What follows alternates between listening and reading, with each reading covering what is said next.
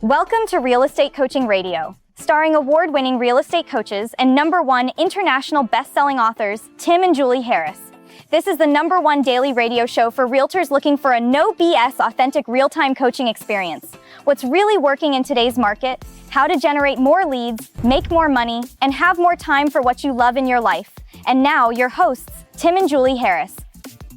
Welcome back. We've got a fantastic show for all of you today. Today, Julie and I are focusing on 7 counteroffer moves top agents use to seal big deals. And this is obviously 7 points, and these are really fantastic notes. I'll show you guys the notes.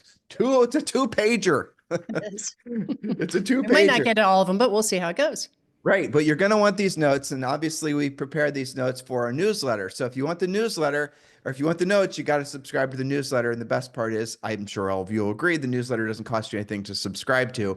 Just go to harrisrealestatedaily.com. harrisrealestatedaily.com is our exclusive newsletter. It is a place where we put, obviously, our day's notes for that show, for that particular day, but we also put a video of the podcast, and we also do a lot of exclusive content. Julie and I have created a lot of extra stuff just for newsletter subscribers, because frankly, it's been such a huge success.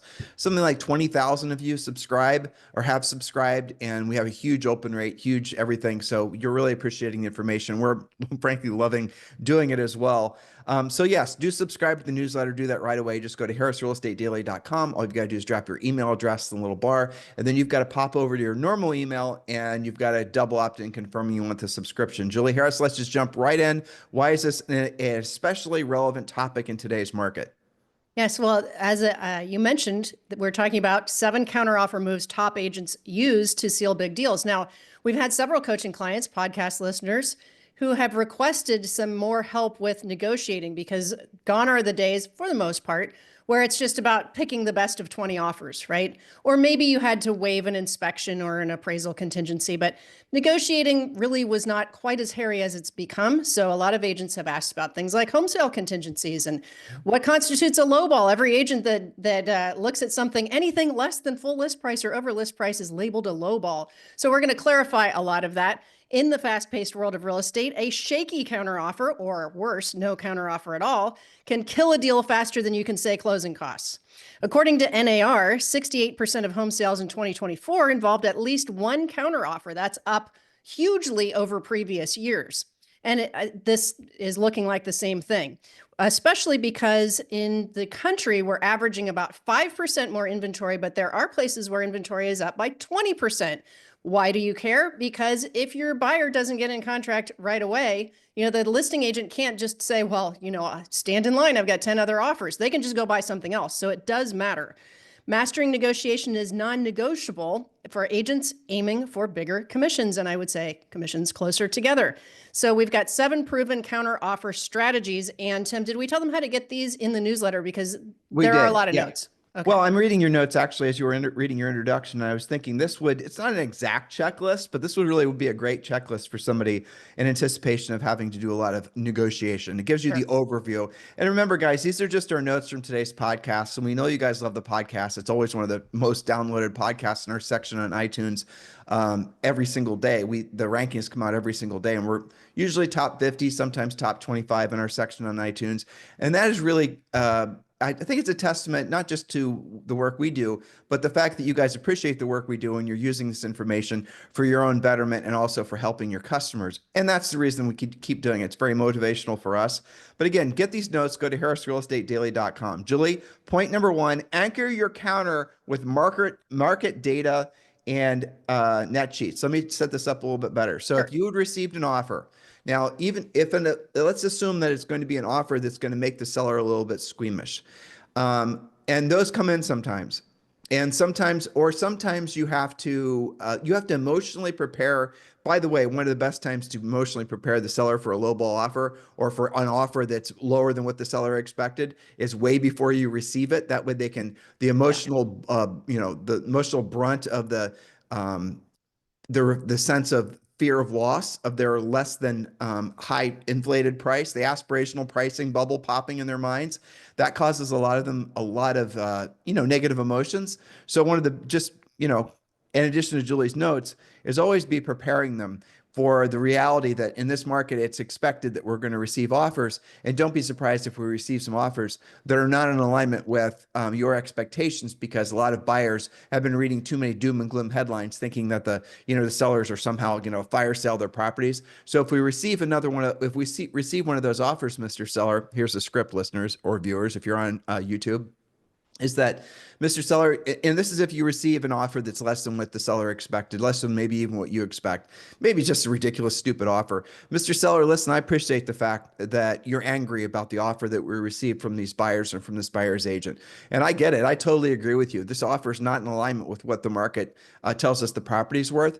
But let's just remember, we shouldn't be angry at this buyer. We should be maybe thinking about the fact that at least this buyer liked the house enough to make an offer on the property, take the time to write an offer. And so maybe they're just, this is just the first, they're negotiating. A starting point. It's a starting point. That's all it is. So let's not feel angry that these sellers or that these buyers are writing us a low offer or a low ball offer. Let's just take into consideration the fact that, you had 14 showings in the property and this is the one offer that we have. So let's make the most of it. And Mr. Seller, I know I told you this when we took the listing, but according to essentially every research that's ever been done on offers on properties, that almost always your first offer, even if it comes in a little bit lower than you're expected after negotiated, almost always your first offer is your best offer, because the longer a property sits in the market, the less value it becomes in the eyes of the buyer and frankly, the buyer's agents. So with that in mind, when you're presenting the offer to the buyer or the seller rather, you should be anchoring your counter and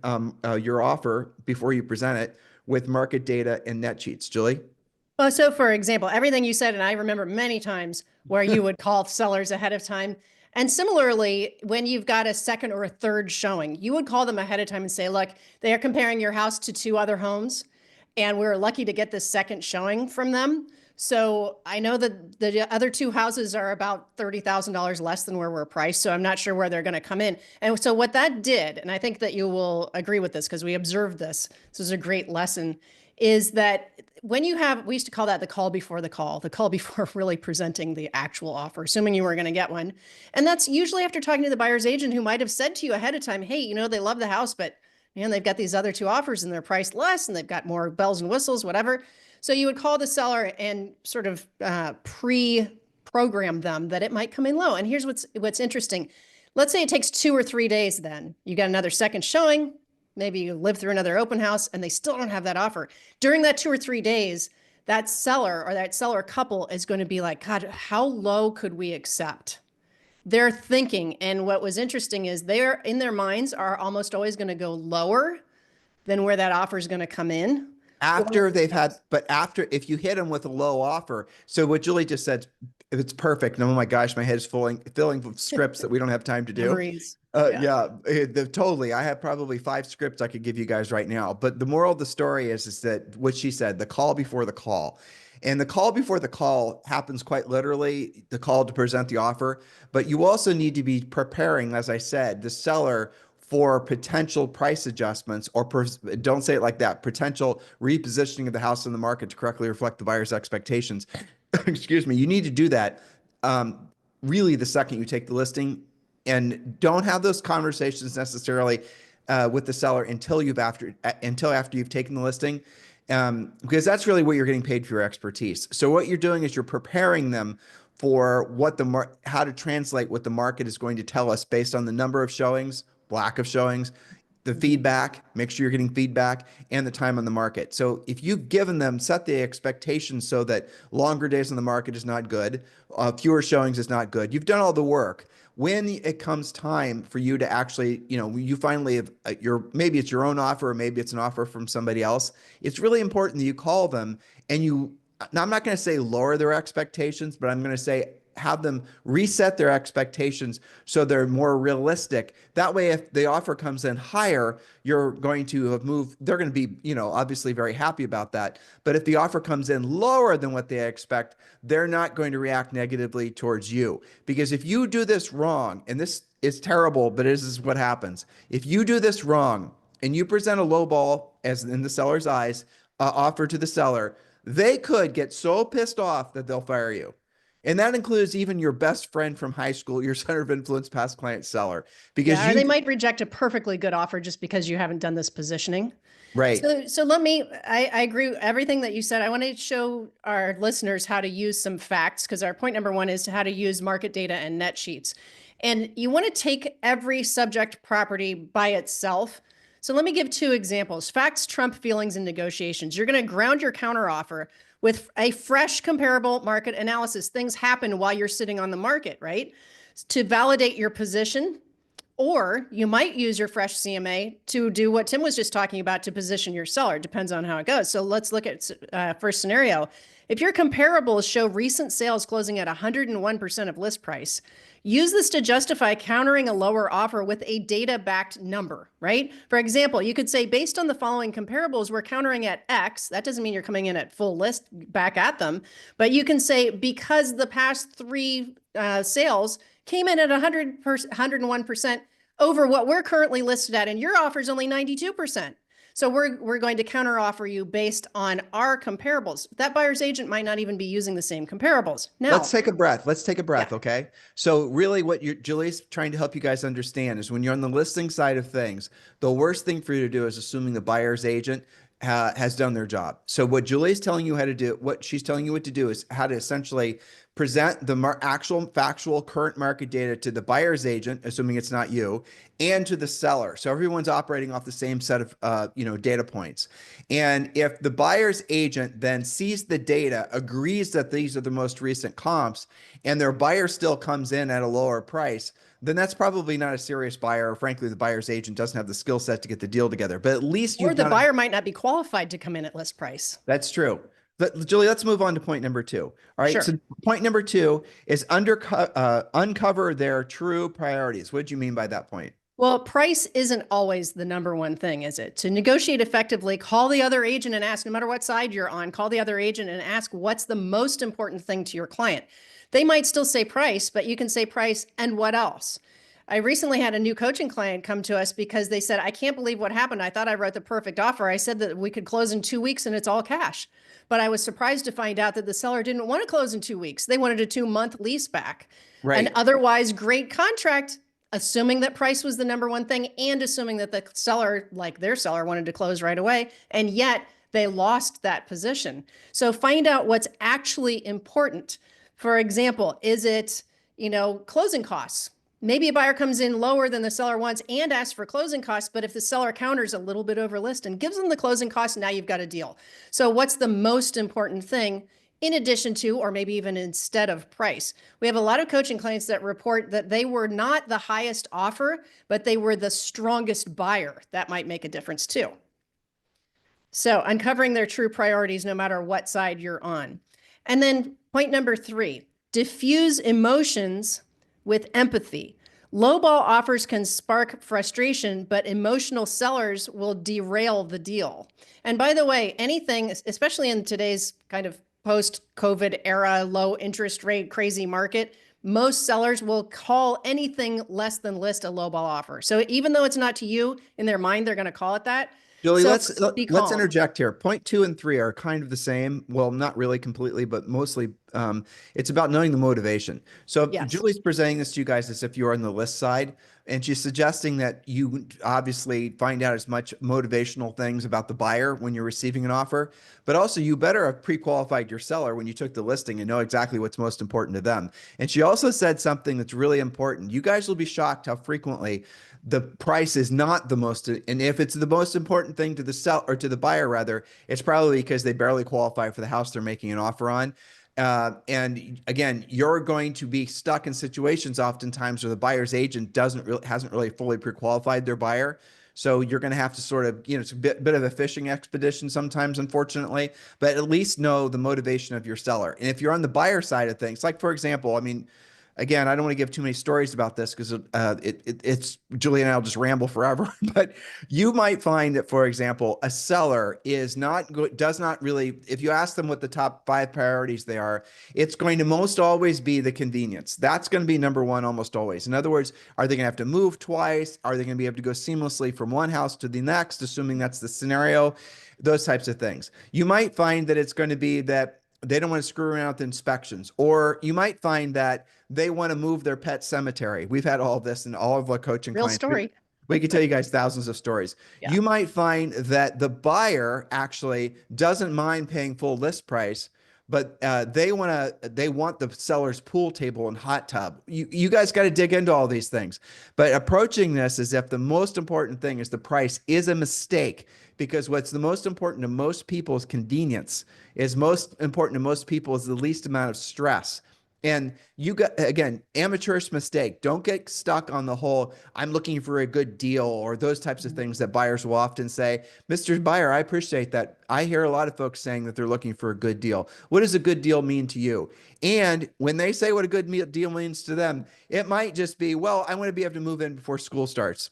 I want to be able to move in and have the, essentially make it so that I can move from the closing of my existing house to the next one.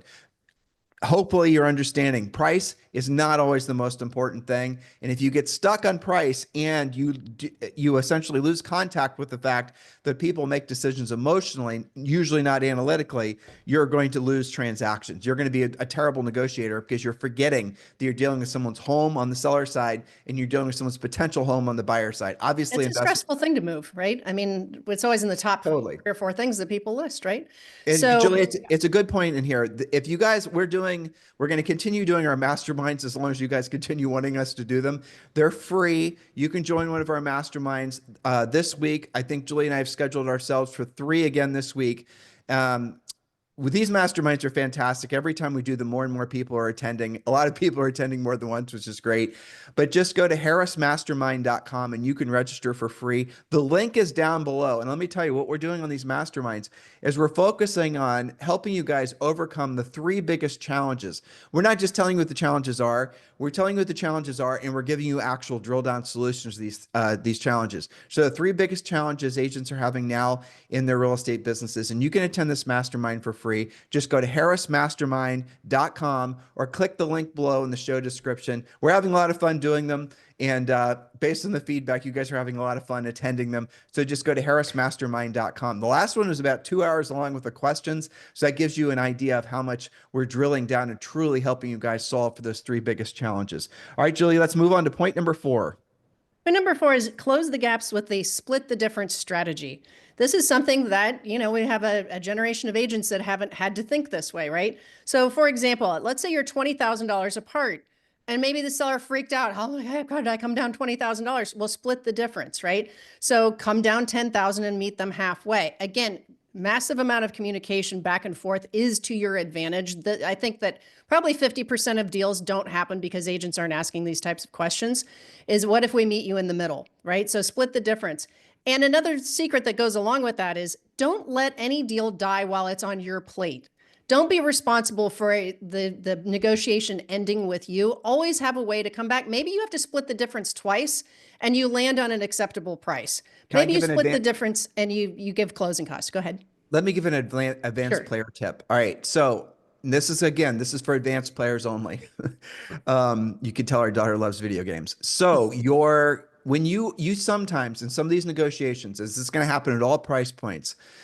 This especially happens in the upper end price ranges. Most of Julie's clients are selling, $1 million house plus houses all the time. And for some reason during a negotiation, it's socially acceptable on behalf of buyers and sellers to suggest that the agents kick in. Guys ever had that happen before? Yuck. So I'm going to give you a little advanced player tip. When you are facing down the loss of a transaction that could, potentially mean a very nice commission check, and they ask you to contribute, don't contribute a percent, contribute a flat amount, because normal humans, I could quiz any of you guys to figure out 2.5 or 3% of any number instantly. And even if you were terrible at math, you'd be able to magically do it in your head, right?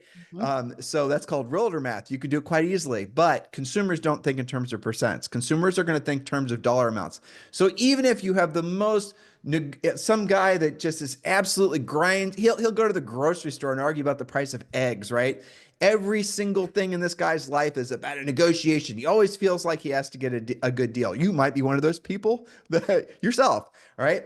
So here's the technique. Don't offer a commission. Oh, I'll lower your commissions to 3%. I'll lower my buyer agent commission to, no, don't do that. Do a flat fee. $500, 1,000. It'll always be less. Always be less than what a percent would be.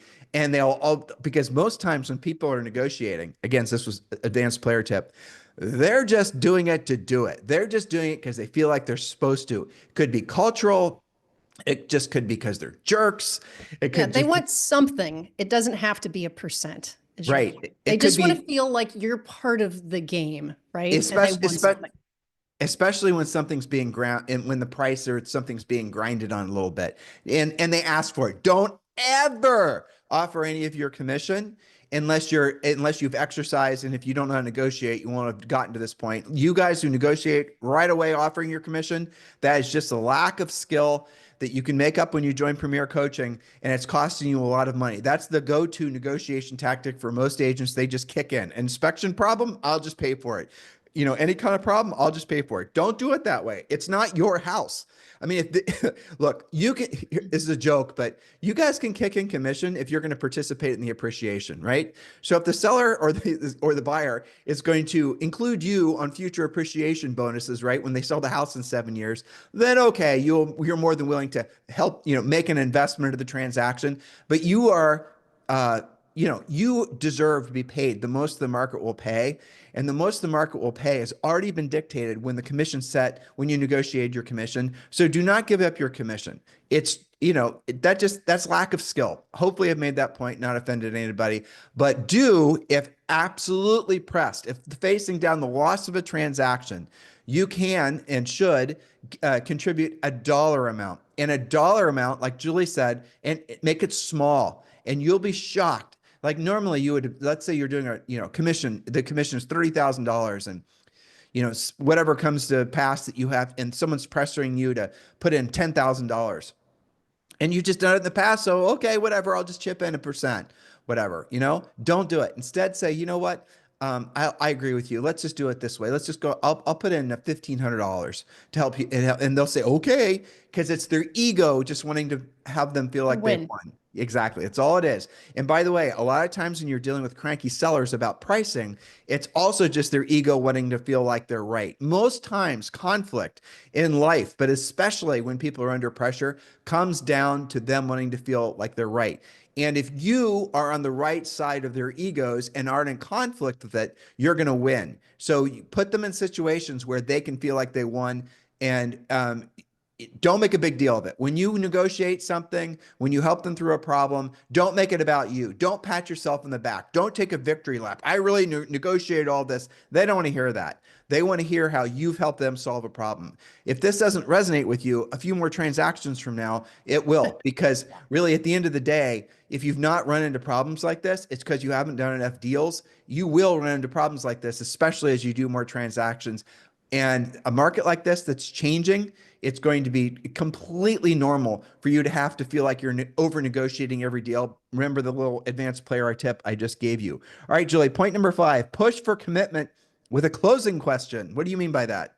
Yes. Okay. And you'll remember if you go into the time machine here that we would do this as well. And I would never forget when we learned to do this. I never thought it would work. And then we tried it and it did. And that's simply asking the question, instead of assuming that you're going to have to negotiate because you saw the offer and now you're freaking out and you're making the mistake as an agent. Oh my gosh, they're never going to, they're never going to take this. It's going to be knocked down, drag out.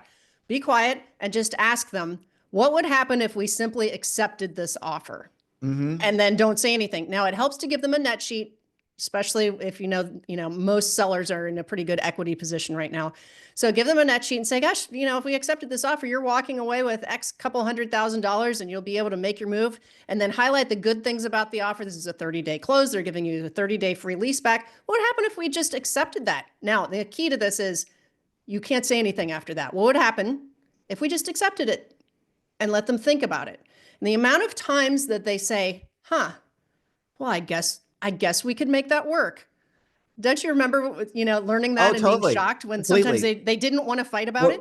The key thing is keeping your ego as a listing agent or buyer's agent out of it and just shutting up and letting them make a decision. Because even if they were the most, I'm going to get my price no matter what, and blah, blah, blah. What happens is days on the market, wears them down. Showings wear them down. Having to keep the house wears them down. The looming date where they potentially own 2 homes wears them down. Their own, just the normal life. I mean, you cannot treat your clients and think for your clients. You have to let them make their own decisions. They're grown ass adults, right?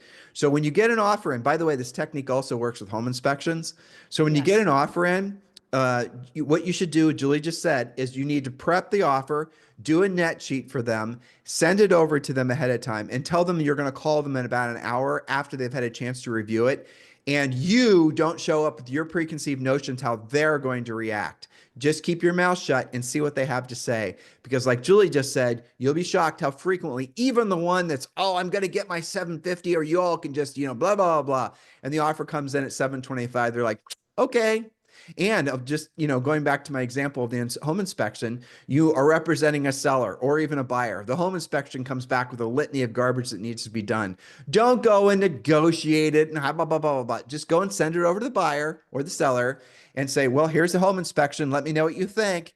And it's even better if you just do that digitally. Email it over to them, let them send it, say it's coming over, and then follow up with them and say, well, you have any questions about the home inspection? What would you like to do? And they'll say, well, I'll just fix all the stuff. Or they'll say, you know what they usually say? We already knew about all that. Exactly. And they didn't put it on their property disclosure form. Yeah, exactly. They'll say, oh yeah, we already knew the roof was going to need replaced. We already knew the furnace was all these things. They're going to say, okay, well, it makes sense that they would have found all these things. Whereas if you go to the seller, let's just keep this on the listing side, and you look at the property inspection, and you're like, let's say the total, value of all the crap that needs to be fixed is like 15 grand. And you go and I'm going to prove my value to the seller. And you go and I'm going to beat up the other agent. You call them and the seller, and you say, well, here's what we're going to do. We're going to this, and we're going to the other thing. We're going to do all this crafty crap that I just thought of. And we're going to blah, blah, blah, blah. And the seller's thinking to themselves, while not saying anything, they're thinking, well, I would have fixed all that stuff, but if you want to spend your time and beat your head against the wall, and then you go back and over negotiate on the buyer side, and the buyer agent just basically cancel the contract. And the seller, in the back of their mind, even though they never told you, they would have expected, and would have fixed, or at least given a concession to the buyer for those repairs that were needed on the house. That seller now didn't tell you that. Okay, bad seller, but because you didn't keep the deal on contract and you lost that contract, guess what's going to happen? They're going to fire you. It might be right away, or it might be when the listing expires and they end up listing with somebody else. You guys get the point? Or you're probably not going to get referrals from them. So when you get something in, you do not run it through your filters. You're doing the transaction, but you don't know what's going on in that client's mind and their life. Send it over to them. What do you think? And see what they have to say. Hopefully that's helping a lot of you guys. We're just giving you an overview. This is our podcast. Obviously, we focus a lot on all these techniques in Premier Coaching. You can learn more about that. The link to join Premier Coaching is below, or you can just go to premiercoaching.com. What we're doing on this podcast is we're helping to open your mind. And when you hear something and it feels like knowledge that you already had, it's because we were essentially, what a really good coach does is they don't answer questions. They give you good questions.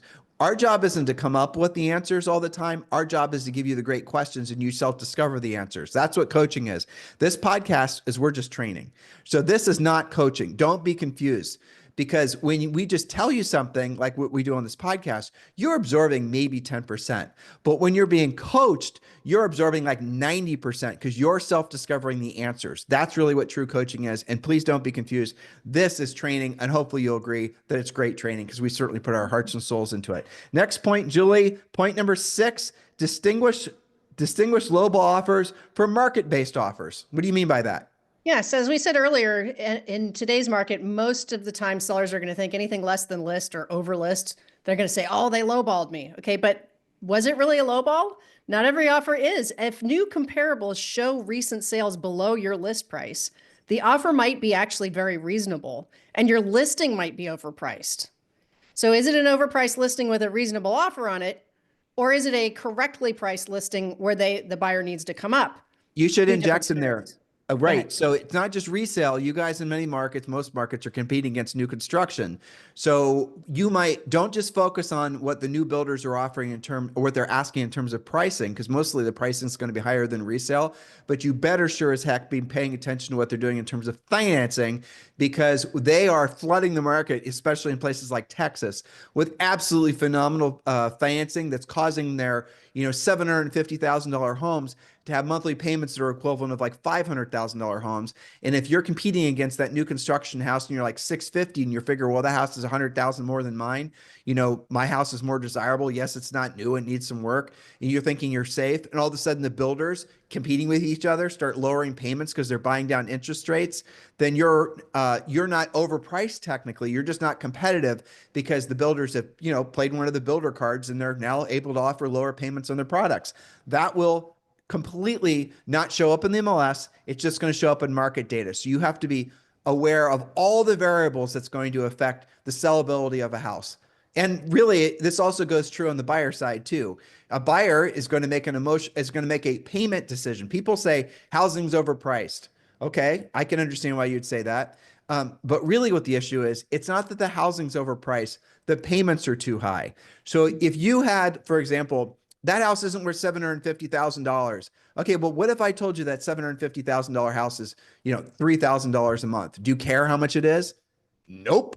And when interest rates drop, you're going to see that home price appreciation or home prices themselves will become less of a talking point. People are blaming the high prices, and yes, high prices with higher interest rates cause for higher payments. But when interest rates drop, and they will, then payments drop. You'll see that pricing becomes much less of a variable, especially when you consider the fact that $750,000 house, if it appreciates by say 5% this year, has gone up by nearly $40,000, and you can essentially show that seller or that buyer how the monthly payment of $3,000 or whatever the number is mostly negated by the appreciation that happened on the property. I know I'm fire hosing you guys right now, but the reality of it is remember, people buy on payment, not on price. And if the builders are undercutting the market with lower payments, your lower priced house compared to new construction is not in alignment with the buyer's expectations. It's actually more expensive to the buyer on a monthly basis than that higher price new construction home. So coaching wise, we talk to our coaching clients a lot about when you take a resale listing and you have new construction nearby, even if it's a competing school district, but basically an equal school district, you are doing your sellers a disservice to not have previewed what they are up against and to know what are those builder perks, what are the buy downs, what are the concessions, what are you actually up against? So that's some homework assignment for anytime you take a new listing that has new construction nearby. And we do talk about that. We talked about that in the last mastermind we did. So make sure you guys are signing up to attend one of the free masterminds we're doing this week, harrismastermind.com. All right, Julie, let's go move on to point number 7. Is that right? Yes. Yep, that's right. Yeah, stay sharp with a counteroffer cheat sheet. What do you mean by that? That's your checklist, right? So it starts with running a new comparable market analysis to find out what the house is worth today. Maybe while it's been sitting there, you've had 3 comps that make it look like if you listed it fresh today, you're like 30,000 overpriced. Or maybe the opposite has happened and the last 3 things went for over list price. The way that you handle a counteroffer situation is completely different in those 2 scenarios. So the first thing you do is do a new market analysis. And I would caution buyer's agents as well, before you are counseling with your buyers and recommending what they should offer, you should do a comparable market analysis yourselves as well to know, should the buyer actually expect to be at 99% of list price and this house seems to be listed right? Or, in the case of one of my coaching clients, typically she's got tons of inventory. Now it's typical for sellers to come down 20%, which seems outrageous, but true. Second thing is identify the buyers and sellers' top priorities. We talked about that. The using empathy to neutralize their emotions and show them what is good about the offer instead of freaking out about what, coming in 5,000 less than list price. On the checklist, we talk about the reminder of maybe splitting the difference to get the deal done. I like what you added. Don't just come off your commission. Maybe you just pay for a home warranty and the seller feels like they won. And then never reject an offer outright, even if your seller freaks out, okay? You have to at least counter because as you said at the top of the podcast, don't be mad at these buyers. They're trying to buy your house. Be mad at everyone else who came through and didn't even bother to try. And then I mentioned at the end, because we've done podcasts about it and we talk about it in coaching a lot, using the ultimate addendum to counter and just make sure that the strength of the buyer is what you think it is. There was a point earlier on that we skipped where if you've got a really strong buyer, but they're not quite up to speed on the price that the seller wants, that's still a better offer than a buyer that's willing to go over list but isn't really that qualified. How are you going to decide who's who, especially in a multiple offer situation? So this is just something that they can get in the newsletter, and the more elaborate, of course, drilled down plan is part of Premier Coaching and certainly part of Elite Coaching. So taking a checklist, and instead of being emotional, and that's the hardest thing to do when you get these offers going back and forth, stop the emotions, get your checklist out and say, look, is this house priced right in the first place? How do we react to this? What should we expect? And I'm going to pledge not to let this deal die. You know, when we were selling real estate, sometimes it would be full list, slam dunk, easy deal, all cash. Okay. And sometimes we would go back and forth with counteroffers 4, 5, 6 times before we did get resolution and the deal did actually close. There's a lot of other things, obviously, that go in negotiating. We have a whole section on Premier Coaching about negotiating. I mean, as Julie was talking, some of those, you know, if you guys are negotiating something that many times back and forth, chances are chattel has entered into the equation. In other words, you're arguing over personal possessions and stupid stuff like that. So if you have a buyer that's resolute on wanting, you know, specific items, don't try your best not to, you know, rugs and things like that. Things that the seller doesn't necessarily want to sell, but their buyer, sometimes you'll have buyers, they get it in their minds that they want something that's in the house because it makes the house, it's like a chandelier or something like that. Do your best not to ask for, you might be forced to ask for those things, but you've got to remember that the seller, don't ruin a deal over things like that, and try to keep the non, you know, the personal items, the chattel as it is, out of the transaction, because the other problem that happens is those things aren't going to be figured into the appraisal either. There's a lot of states that require that chattel be a separate agreement for that reason now. Yeah. Right. But there's so many different intricacies when it comes to negotiating. And, you know, I'm saying too many times because I'm trying to stave myself off from giving these guys more scripts because we'll go for the next 10 hours. There's so many scenarios. I wanted to point them to a previous podcast that we talked about when this negotiating started to bubble up as the market changed. Yep. We talked about contingencies and what does that even mean? We talked about home sale contingencies. We talked about financing contingencies. We talked about home inspections. And as you said, we could drill down for hours on this because of all the transactions we did, our coaches did, and what we deal with on Premier Coaching on their live semi-private sessions that they get every single day. That's a great place to take your negotiating scenarios, especially if you get stuck. You can take those to a live coach every day of the week and say, look, we seem to be at a standstill. What should I do here? What are your suggestions on how to make this deal actually come together? And none of this is going to work, especially when you're representing the seller, unless you fully pre-qualified them. You know their motivation, you know what they owe on the mortgage, you know what their time frames are, because you can bring those things back into. You don't assume the seller is going to remember the fact that they have to close on their new house or move whatever in 4 months. You're going to have to remind them what the time frames are. You're going to have to you know, set things up so they have the ultimate desired expectation, because if one of those things is screwed up on the back end, it's going to be your fault. If you don't get the timing worked out, if all of a sudden they have to move 45 days before their new house is done, you're going to be the one that gets blamed, and you're going to be the one that ends up paying for something that you know, would have not had to have paid for. They'll say you should have known, you should have counseled me, and you should have known. Caught that. Yeah, that's right. All right, guys. So hopefully you love today's podcast. Remember to like and subscribe our podcast. Our YouTube channel is really taking off. We've got 130,000 or something subscribers now. However you're consuming our content, please continue to do so. We are giving you guys the best we can in 30 to 45 minutes every single day. Do us a favor, like and subscribe, share the podcast with other folks, other agents. And in the meantime, make sure you've registered for the Harris Mastermind. We're doing probably 3 of those this week. It just depends how many people register. So go to harrismastermind.com. And on the mastermind, for those of you guys who are direct messaging us over on Instagram about how to join Ethical Real Estate Professional, at the end of the mastermind, we do tell you how to go about and to become a certified ethical real estate professional agent.